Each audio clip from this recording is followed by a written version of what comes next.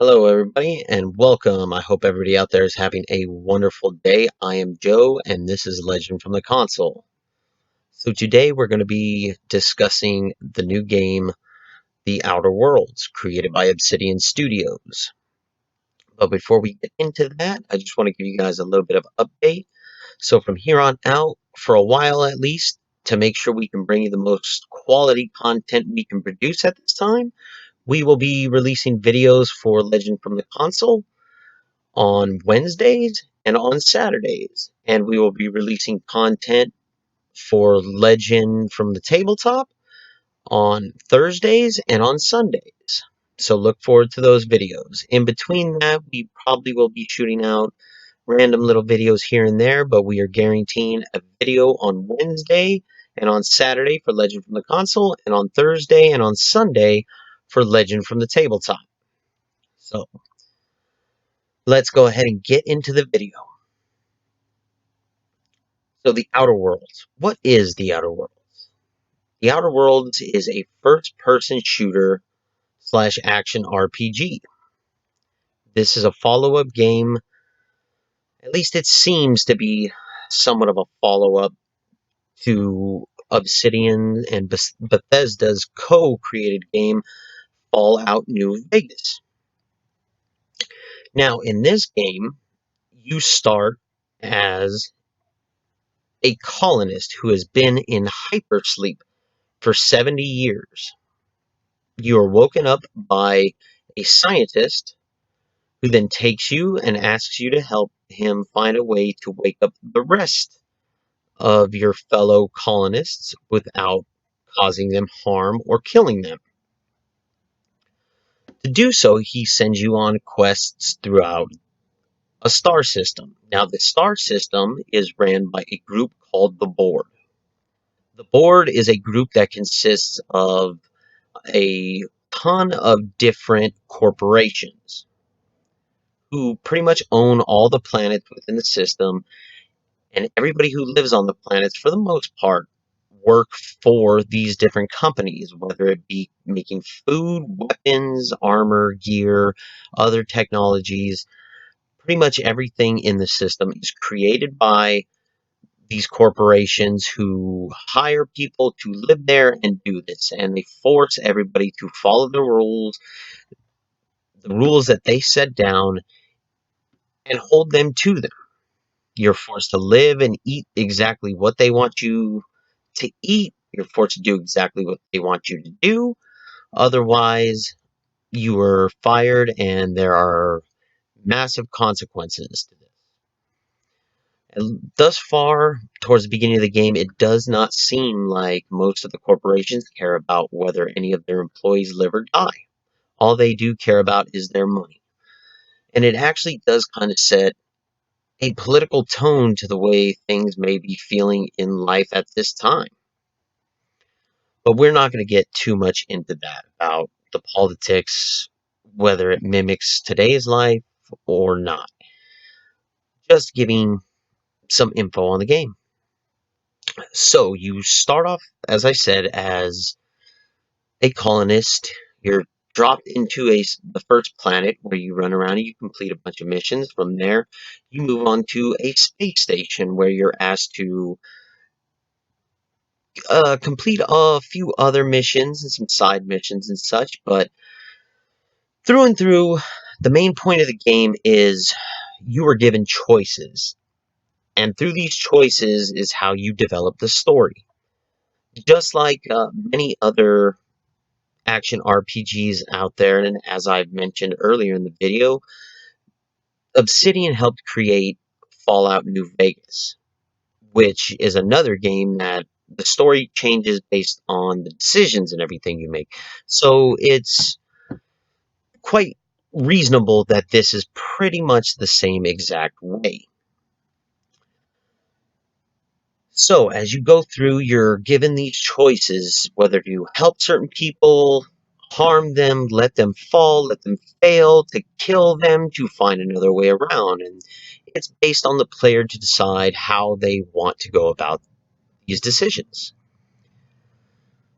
So throughout the game, as you're making these decisions, they open up new possibilities, or they can close possibilities depending on what choices you make. As I said before, the game is an RPG. So as you level up throughout the game, you are given skill points to develop and increase certain skills you have so that you are better in specific areas, or you can try to develop everything all at once. Such as science and engineering, or persuasion, lying, and intimidation. You will go through and you will boost these. You are also given perks as you level up, which are special things.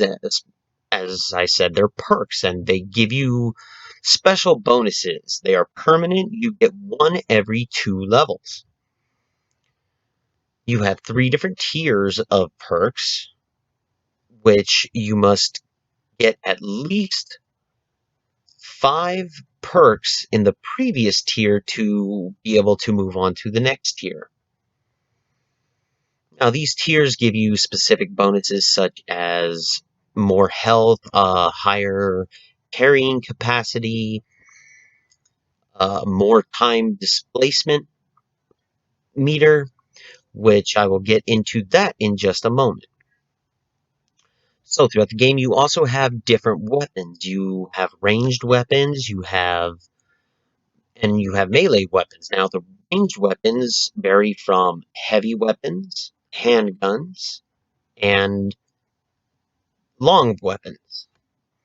Now, just because something is a handgun, a heavy weapon, or a long weapon, doesn't mean they all have those specific ammos. So, the way the firearms work in the game is you have energy based weapons, you have light based weapons, and you have heavy based weapons. And what I mean by this is so you have a pistol that uses light ammo, it does less damage. Then you have a pistol that may do heavy or use heavy ammo, which does heavier damage. Then you may have a pistol that uses energy ammo, which will tend to give specific types of damage through this weapon, such as electrical damage, corrosive damage, or plasma damage. Depending on which weapon you use, that's how you will base on what type of damage it does, which will tell you as you look at the stats of the weapon. So other than that, you have your health bar like you do in every other game. But you also have a TTD bar, which temporal time displacement is what it stands for, I believe. But what this does is, again, if you have played any of the Fallout games, you have something called bats, which kind of freezes time and allows you to select a body part on your enemy and fire directly at that. This does not do that. It just simply slows time down, allowing you to have to gain better accuracy and manually fire in the direction or the exact area of your enemy you choose.